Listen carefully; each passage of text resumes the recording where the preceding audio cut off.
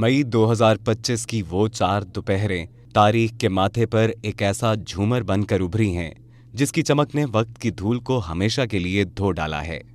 जब फिजाओं से बारूद का धुआं छटा और आसमान वतन पर अमन की लाली नमूदार हुई, तो दुनिया ने एक बदला हुआ, निखरा हुआ और तवाना पाकिस्तान देखा। भारतीय वजीर आजम के गिड़गिड़ाने और अमरीकी सदर की मुदाखलत के बाइस जंगबंदी का ऐलान एक ऐसी कौम की बेदारी का दिबाचा था जिसने मार्के हक में अपनी तकदीर अपने कलम और शमशीर से खुद लिखी है। ऑपरेशन बुनियानुम मरसूस के मार्के ने यह हकीकत रोज़े रोशन की तरह अयां कर दी कि मैदान जंग फ़कत मशीनों से नहीं बल्कि जज्बों और फौलादी हिकमत अमली से जीते जाते हैं। राफेल का बड़ा चर्चा सुनते थे।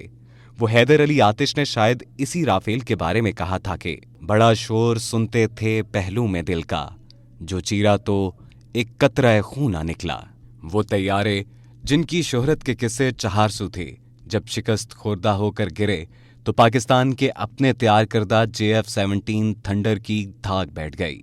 इस पर कॉम्बैट टेस्टेड की मोहर लगा दी गई। आज दुनिया की निगाहें हमारी दिफाई सलाहियतों की मोतरफ हैं। आज़रबाईजान के कोहसार हों या लिबिया के रेगजार, हर जगह पाकिस्तान की फनी महारत और दिफाई मसनूआत का शहरा है। ये मुमालिक हमसे मुआहदा कर चुके हैं कि हमें वो तैयारे दरकार हैं जिन्होंने राफेल को खाक चाटने पर मजबूर किया।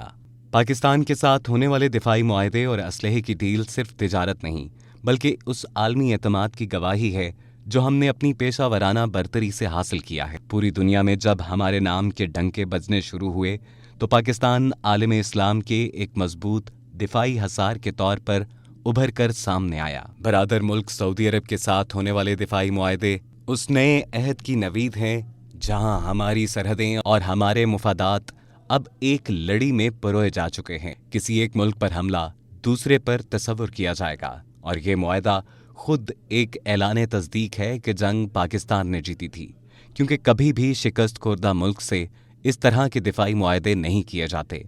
सफारती उफक पर भी पाकिस्तान एक खामोश तमाशाई नहीं बल्कि एक ऐसा फैसला साज बनकर उभरा है जिसकी राय को आलमी दारुल हुकूमतों में अहमियत की निगाह से देखा जाता है।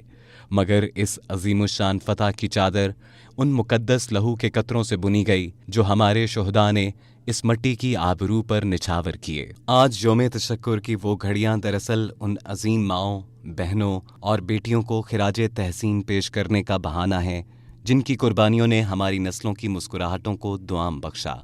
आज का पाकिस्तान अपनी तारीख के एक ऐसे मोड़ पर खड़ा है जहां अज़्म नौ की रोशनी है और ख़ुद इन्हिसारी की मंजिल भी।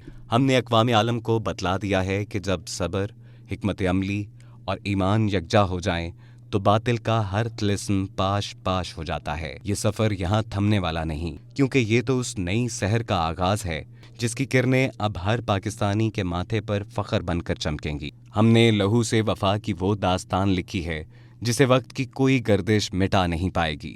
अब ये परचम बारी ताला के हुक्म से यूं ही बुलंदियों पर लहराएगा, क्योंकि ये एक ऐसी नाकाबिले तस्खीर कुव्वत की अलामत है जिसकी गूंज अब तक आलमी ईवानों में सुनाई देती रहेगी। याद रखिए, मार्का हक की ये फतह एक गैरतमंद कौम के जीने का नया अंदाज है। ये अरूज की वो दास्तान है जिस पर तारीख खुद रश्क करेगी।